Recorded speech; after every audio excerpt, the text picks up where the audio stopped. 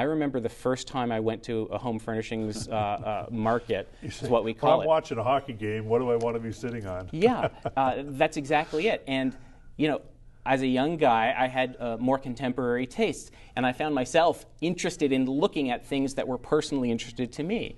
And our buyer, Gina Delicata, my dad, who were two of the people on the trip with me, said, you know, we stopped for a minute and they said, you're looking at things that you find interesting. That's not what we're here to do. You have to be able to put that part of you aside and think about what your customers are going to like. And fundamentally, you look at something and say, what price do I need to be able to offer that to my customers at so that it will be really popular? Not where it might be successful, but what price point do I really need that to be so that it can really be successful? Okay, one of the things successful that you're known about is your scholarships that you give out every year. Yes. And your family be giving out. Just Yeah. tell us, we've got about a minute left, tell us about how someone can be a part of that and helping students on their journey. The way somebody can be a part of it is really straightforward. You can print off a ballot from our website at teppermans.com, or you can come into any of our showrooms. All of the ballots are right by the front doors. There's no purchase necessary. And every month we do a draw for a $1,000 RESP contribution for a child under the age of 10 in southwestern Ontario. We crossed the $600,000 mark in March of this year since inception.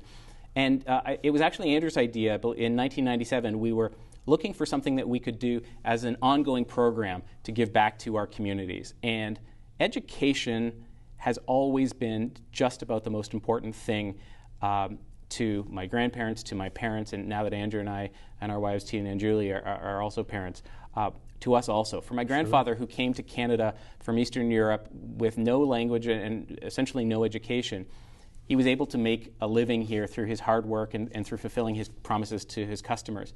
But he saw the power that education had in people's lives to open doors, that nothing allowed you to create opportunities for yourself more than education could. And he felt so grateful to be able to live in a country where there was no active persecution, where there were no active threats to your health and well-being of yourself or your family from people just showing up at your door the way there had been in Russia. And so he felt this obligation, this deep, deep responsibility to return to the community so that other people would have opportunities the way he had been given an opportunity. And education was that magic bullet, so to speak. And so that's what it is. So you have your opportunity, download it, we have teppermans.com on here.